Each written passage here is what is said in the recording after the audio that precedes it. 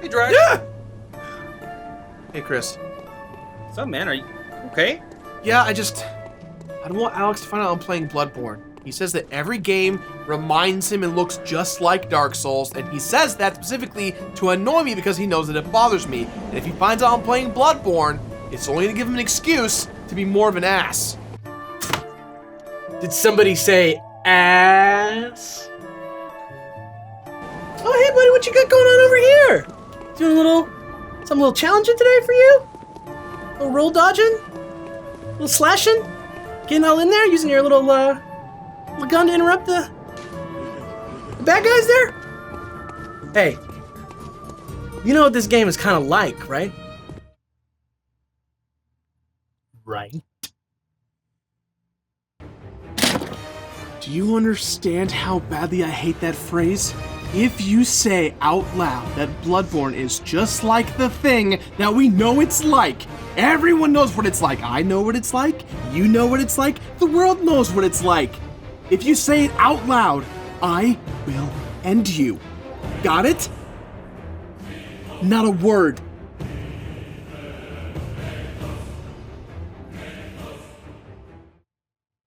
was gonna say something. Word. Yes!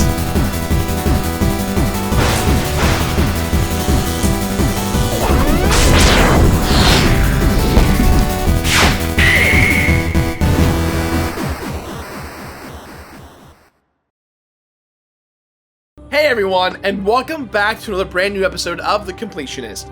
It's Halloween, almost, which means that there's going to be scary games to be played, there's going to be scary shows to not watch because they're not very scary on daytime TV, and there's going to be scary movies everywhere. Me? What do I do on Halloween? I play hard-ass games. It's Bloodborne time, baby, let's go.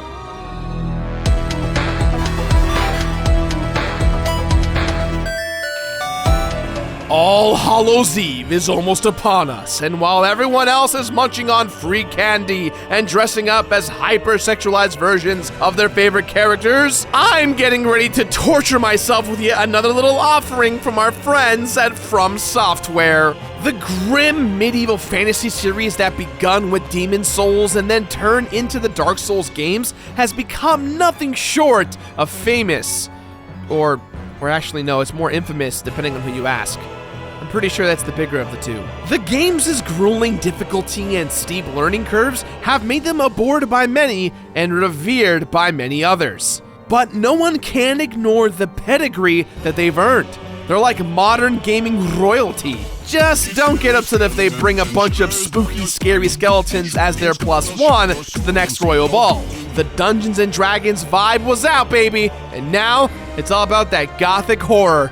Inspired by the culture of the Victorian period and the works of authors like Bram Stoker, From's new IP was also designed to change up the gameplay significantly, focusing more on offense and providing faster-paced action. When Bloodborne finally graced PS4 consoles in 2015, it became one of the most renowned releases on the current generation. For many, Bloodborne is the pinnacle of the Souls series, which means that it was only a matter of time before I had to try it for myself. And by try it, I mean offer myself to it and pray that it treats me somewhat gently.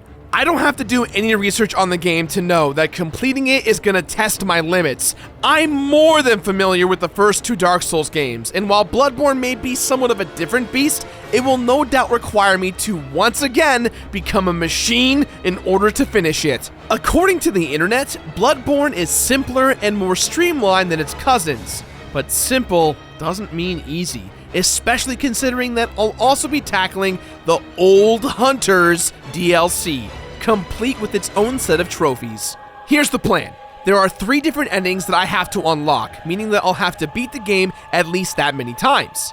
Bloodborne reportedly has a slew of optional areas and bosses, but if I want to get every trophy, they become not so optional. Once I get those trophies on the first playthrough, I won't have to do any of the optional stuff ever again, making subsequent playthroughs significantly shorter. Also, Souls games have always had multiple New Game Plus modes, and Bloodborne is no different. But, according to my research, you get absolutely nothing new or different for completing subsequent playthroughs. No new items, no new enemies, no new trophies, just increased difficulty. So anything beyond the mandatory first 3 playthroughs gets a big fat later man from me. So after my first playthrough, I plan to hit up the game's procedurally generated side areas known as the Chalice Dungeons. These are completely separate from the main campaign, but one very important trophy is tied to them, so I'll have to dive in eventually. I'm pretty confident in my overall plan of attack, but there's just a couple of things that I am worried will hurt my chances of completing Bloodborne. Firstly, there's a lot of items in the Souls games. Even the biggest fans of the series are sometimes unaware of a secret weapon or hard-to-find consumable. I thought I was aware of everything I had to look out for while completing Dark Souls 2 last time, but I somehow neglected to hear about the little rings that you get for beating the entire game without dying or resting at the bonfires. Guys, just give me a few more weeks, I got this! In my opinion, the only time you have to collect every single little item for completion is when the game makes it clear that it's tracking your progress with that collection, like an achievement or a checklist or a collectathon. But the Dark Souls community obviously felt very different when they roasted me for not getting those rings. Everyone has their own completion criteria, and I'm gonna give this game my very best shot. Which leaves the other thing that I'm worried about. Getting my ass handed to me by the game's difficulty. How do I know this game's gonna be hard? Because it's a goddamn Souls game, that's how. I don't think there's anything that's absolutely unbeatable, but I know there'll be sections or bosses that will take multiple attempts and multiple hours to beat. It's not a worry, it's a reality. And with my limited time, it may end up beating me this time around. If there's one thing I've learned from the previous games in this series, it's that there's no way to really cheese them. There may be a glitch here or a tiny exploit there, but players will inevitably hit a point where the only way to make progress is to develop genuine skills. Bloodborne will test my abilities as a gamer, and it will test the durability of my controller while I rage. This year for Halloween, I'm going as a broken man. That's still a better costume than sexy Harambe. Come on! Why is this a thing? Hashtag candy out for Harambe.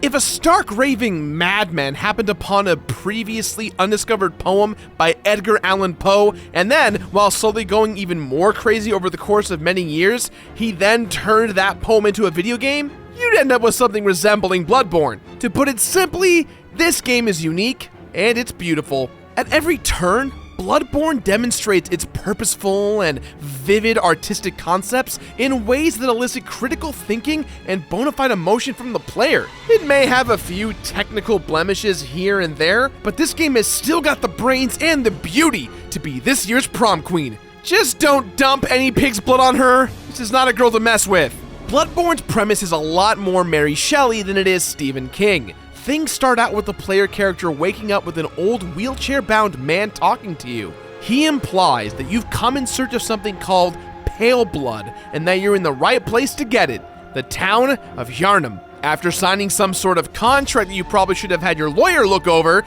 the old man begins a blood transfusion, filling you up with some of Yharnam's patented blood. Yharnam blood. Whether you need it or you've got it, you're probably f***ed. After waking up yet again, you find yourself on the streets of Yharnam. But not just on any old night. Tonight's the night of the hunt, where townsfolk hunt beasts, beasts hunt townsfolk, and the line between the two of them gets really fuzzy. Just about everything that moves is trying to kill you.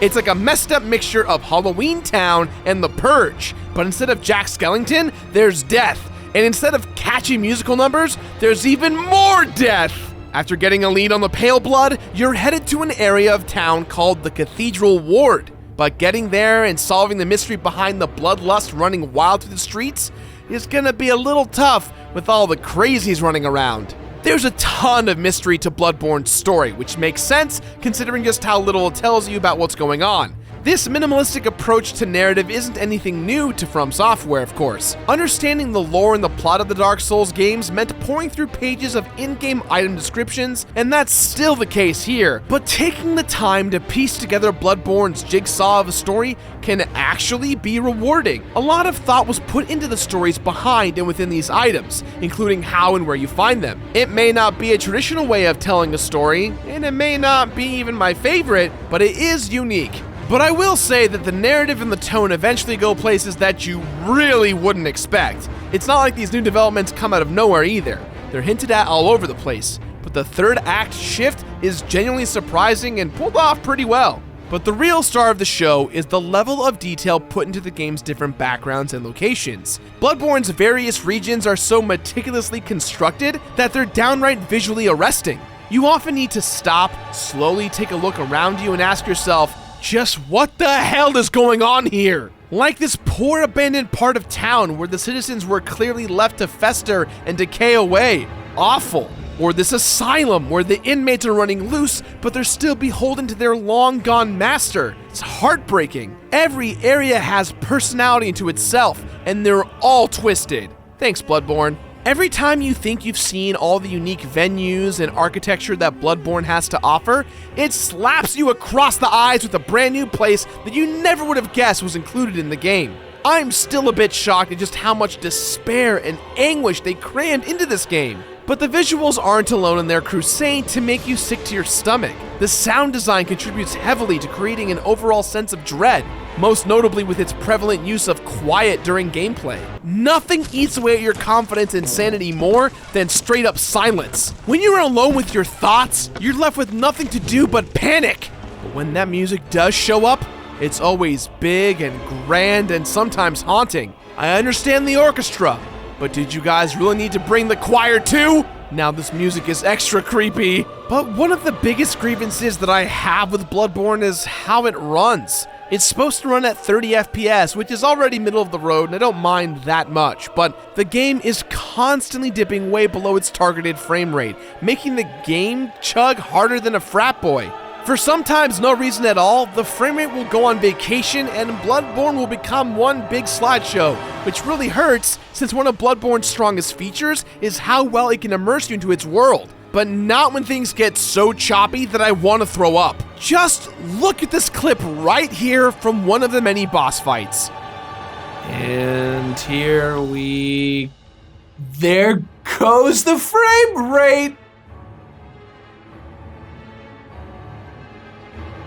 Dear God. There's other little visual glitches too, like defeated enemies' bodies freaking out and clipping through things, and ragdoll corpses sticking to you when you run through them. But these complaints are, in the grand scheme of things, incredibly minor when compared to the experience that Bloodborne provides. Bloodborne makes every attempt to stand out with every one of its choices. It takes the already uncommon storytelling methods of the Souls series and adds a Hitchcockian spin to them. It presents a Gothic world that's so intriguing that it became iconic before the game even released.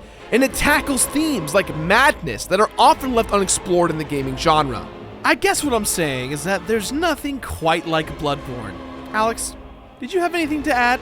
Nope, I'm good. You're sure you don't want to compare Bloodborne to anything? Not at all. There is no reason to compare nor contrast that game to any other game in order to comprehend its features. Well said. Thank you.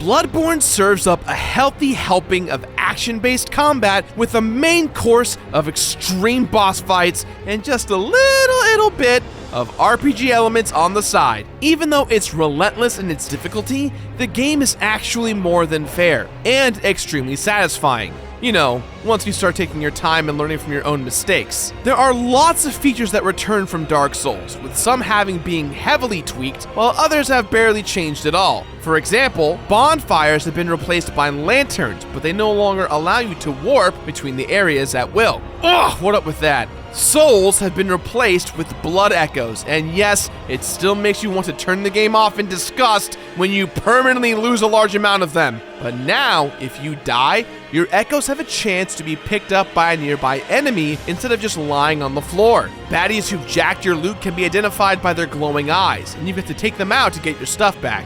It's actually pretty cool. One of the biggest changes from Dark Souls is that you no longer have your trusty, refillable Sunny D Estus flask to keep you alive. Instead, you can carry up to 20 blood vials. Being able to have more healing items on you at a time sounds awesome, but the drawback is that once you run out of these consumables, you'll have to collect or buy more. And with Bloodborne, you've got guns. Lots of guns. Nothing says be offensive more than shoving a pistol into the hand that usually carries a shield. Who needs defense when you've got a gun?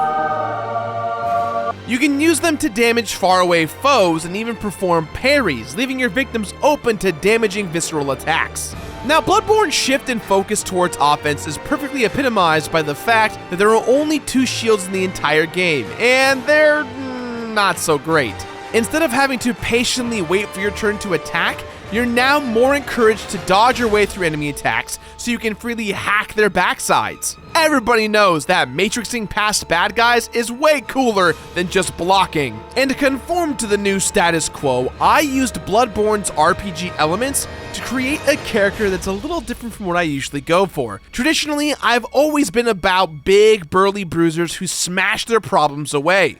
But this time, I'm giving the skill-based weapons a spin. Give me that bloody samurai sword. I don't care if it clashes with the Victorian aesthetic. Let's go! This high-risk, high-reward attitude is also represented by the game's rally system. When you take damage, some of it manifests as recoverable life. And if you quickly attack some enemies, you'll begin to recover that life. However, jumping right back into the fray after you already got bopped is a dangerous play. Decisions, what you gonna do? And then there's Insight, which is a completely new stat in Bloodborne. You can see it right below your blood echoes, and from what I can tell, it basically tracks how crazy your character is. Let me explain. You gain insight by discovering new areas, fighting bosses, and consuming certain items. But the more insight you have, the more things change in the game's world. Enemies might have more attacks, you'll be more susceptible to certain statuses, and you'll be able to see some stuff you couldn't see before.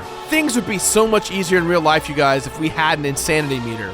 Yet when push comes to shove, you've got to kill some monsters, and the weaponry in Bloodborne is some of the coolest available. Each weapon feels unique and fun. Plus, they each have 2 forms, offering a ton of variety. Like this saber that transforms into a bow and arrow, or this pimp cane that morphs into Ivy's snake sword from Soul Calibur. Bitches, I run this street! Now that's not to say that I don't respect the game's enemies, because trust me, I do. They made me respect them. From the lowest early game enemy to the gnarliest asshole in the late game, everything is a threat. Bloodborne preys on your complacency, often lulling you into a false sense of security by creating paths that seem straightforward and safe. But then it sideswipes you with a trap or an enemy that you definitely should have seen coming, since the game has been steadily and subtly teaching you its rules. Things never feel unfair as long as you're taking it slow and keeping your wits about you. There's always a way to survive. It's just when you rush and panic that you seal your own fate like a dum-dum. Like this section right here. It looks like a simple bridge, but it's actually filled with several of the worst enemies in the goddamn game. These guys can quickly kill you just by making eye contact with you. And even though they're beatable, getting past this section took a lot of patience and quick thinking. Just see for yourself. Hey. Boom. What you got? What you got? Oh no, oh God, I'm just kidding. Don't come near me, please. See, I'm gonna hiding behind the enemy wall.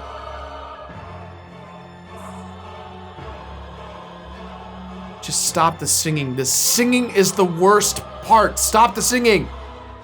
Oh, okay, one down.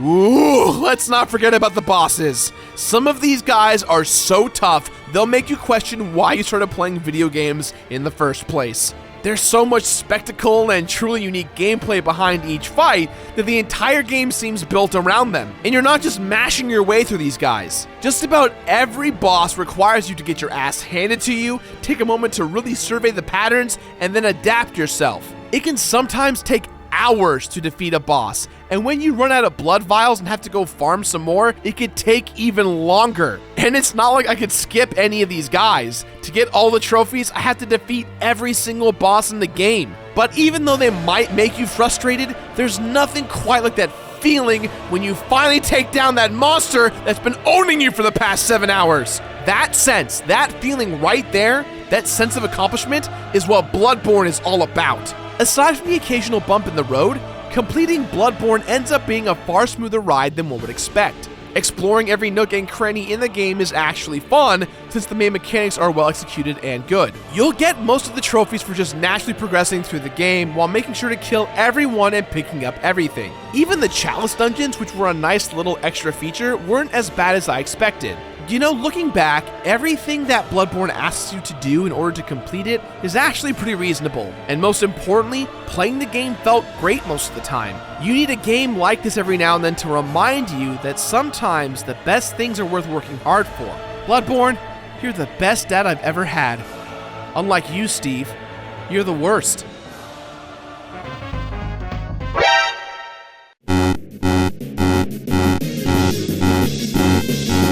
Oh my god, how could I have forgotten about this guy? I couldn't finish talking about Bloodborne without mentioning one particular a-hole, the Orphan of Kaz. This guy's not the final boss or anything, but he is the last boss you encounter in the DLC areas of the game. He may look like just another freak. Don't be fooled here. He's different, and he's the most grueling, infuriating part of Bloodborne, hands down. This boss took me literally hours to beat. For a long time, it felt like no matter what I did, he could just blow through all of my attacks, and that all of his were magnetically attracted to me. He had no discernible pattern, and I felt like I could never adapt to his bullshit. The damage he deals is massive, and he's got incredible range and mobility. On top of all of that, he's got huge AoE attacks as well as highly accurate projectiles. There are no safe areas during this fight. It's just you and the half-formed nightmare fish baby. It feels like you can't even breathe when you fight this guy. You want a second to get some health back? Fuck you. My placenta stretches far enough to clip you on the back of the neck. You think you've stunned me long enough to get a free hit? Eat shit. I already set up another attack to cover my ass. Just look at this utter nonsense. However, after a lot of pain and suffering, the only way that I was able to stand up to the Orphan was by simply playing perfectly. All I had was my patience and my reactions. Oh, and about 400 blood vials too. But when the Orphan finally fell, there was much merriment to be had. This might be it! Go! Let's go! Let's go! Come at me! No! No! Wait! What? Your parents are dead, Orphan, and now so are you! Sorry, roasting the Orphan feels wrong. I'll take that one back. That's some new Batman level of stuff. Sorry, my bad. Can't roast an Orphan. Sorry, not on the internet.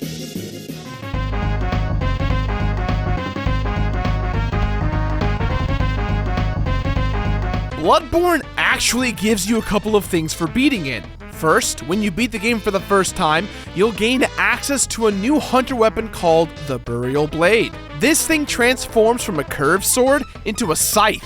Become death and reap those who take their mortality for granted. And do it all while wearing a really pretty dress. The only thing I could possibly consider a reward is the one you get for defeating Queen Yharnam, an optional boss who's hidden deep within the game's chalice dungeons. After fighting your way through multiple dungeons and managing to defeat her, you'll get an item called the Yharnam Stone. What does this mysterious, hard-to-obtain item do? Well, nothing. It just sits in your inventory. At least you've got a bloody lump of meat to prove how tough you are. Completing Bloodborne took a lot out of me. It can get really discouraging having your face smashed repeatedly by the same enemy. The only way to do it all in this game is to completely dedicate yourself to it. There's nothing casual or pick up and play about Bloodborne. Yet despite how demanding it is, Bloodborne was always exciting and rewarding. It may not seem like you don't get anything for your efforts, but once you beat this game, you'll feel like you can take on just about any other game. Here are the stats for everything that was on my journey for Bloodborne. 258 deaths, 98 hours of total playtime, 42 hunter weapons acquired, 1,200 tools collected, 46 trophies unlocked, 3 full total playthroughs, and absolutely no games that Bloodborne bears a resemblance to. Right, Alex? I don't like this bit anymore. I want to go home. I wouldn't recommend completing Bloodborne to just anybody. If you don't have the patience or the ability to motivate yourself, it just becomes a $60 stress inducer. But if you relish in challenging yourself, then Bloodborne might become the newest and most prestigious platinum trophy on your list. Bloodborne takes all the stuff I hated about Dark Souls and throws it out the window. It optimizes so much from the original formula in a more aggressive way in regards to combat. This just feels like a fluid hack and slash that is just so much more fun than Dark Souls. I don't know what it is, but there's something about this game that's got this pure raw energy, and there's a lot more action to it, and that's what I wanted from the Souls series. Bloodborne is all aces from me. As a completionist, trophy-wise, it's not that bad. You go on the journey of completing the game, and you just naturally progress through it. And yeah, New Game Pluses aside, that's just the beast of Bloodborne and these types of games. But in the end, I walked away being floored by the entire experience. With that in mind, guys, I give this game my completionist rating of Complete It.